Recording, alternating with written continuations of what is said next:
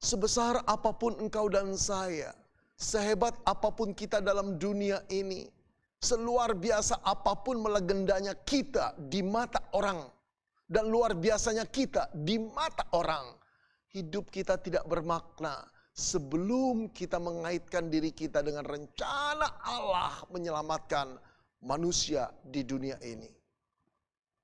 Dengan grand narasi yang telah Allah desain, keselamatan di dalam Yesus, hidup kita tidak bermakna sebelum kita mengaitkan dengan grand narasi yang Allah punya dalam menyelamatkan manusia ini di dalam Yesus Kristus. Saudara perhatikan, setiap benda yang diciptakan oleh pembuatnya atau penciptanya pasti punya tujuan, bukan? Saudara, sebuah arloji diciptakan untuk menunjukkan waktu bagi manusia. Sebuah rumah diciptakan untuk tempat tinggal manusia. Sebuah AC diciptakan untuk mendinginkan dan memberi rasa nyaman pada manusia.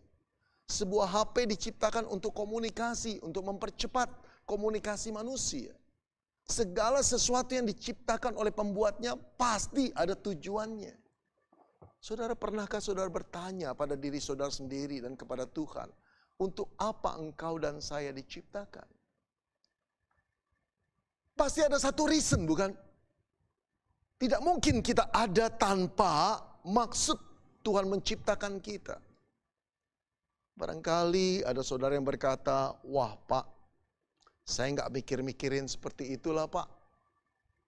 Pokoknya hidup saya jalani, saya bekerja, saya menghasilkan uang untuk keamanan keluarga saya. Saya hidup bagi anak-anak saya, bagi istri saya hidup bagi keluarga saya. Oh saudara, sesederhana itukah? Oh saudara, hanya seperti itukah maksud Tuhan menciptakan kita? Saudara, sangat menarik sekali. Ada beberapa lagu saudara, baik yang sekuler maupun di dalam kekristenan, khususnya ketika pertemuan pasutri-pasutri Kristen, saya mendapati ada 1-2 lagu saudara yang berkata liriknya seperti ini. Aku diciptakan hanya untukmu. Misalnya seorang suami memegang tangan istrinya, lalu menatap sembari menyanyi, aku diciptakan hanya untukmu. Lalu sang istri saudara yang memegang tangan suaminya juga akan membalas dengan lagu yang sama, aku diciptakan juga hanya untukmu.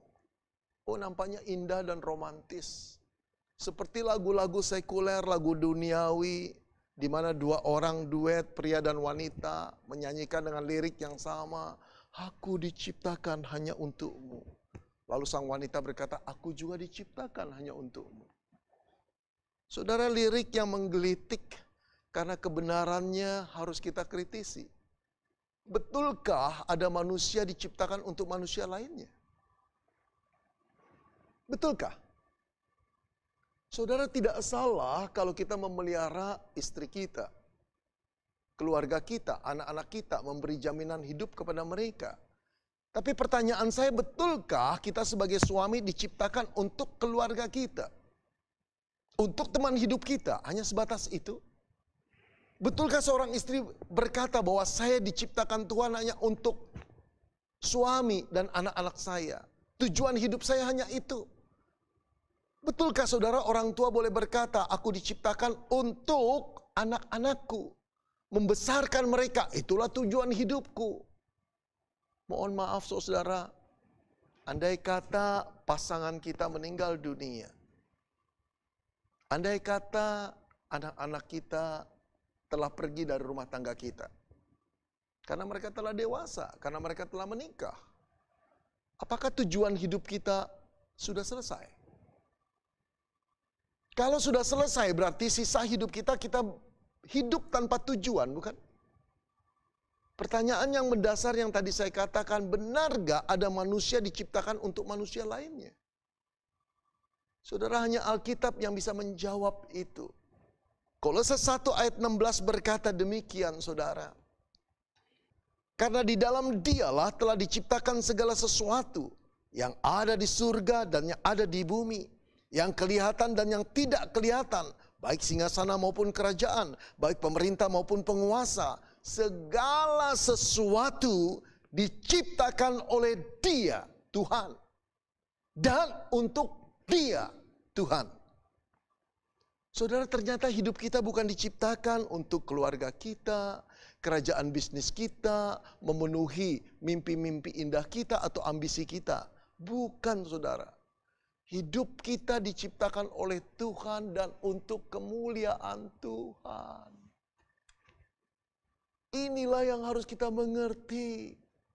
Inilah yang harus kita pegang seumur hidup kita ada. Kita harus memegang satu hal, satu prinsip yang tidak boleh hilang. Aku diciptakan oleh Tuhan untuk kemuliaan Tuhan. Our life is not about us, saudara, but about God. Kehidupan kita bukan tentang kita, tetapi tentang Tuhan. Kisah cerita hidup kita bukan tentang kita, untuk nama baik kita, tapi untuk nama baik Tuhan. Saudara-saudara yang dikasihi Tuhan, hidup kita bukan 90% tentang kita, 10% tentang Tuhan. Bukan sama sekali.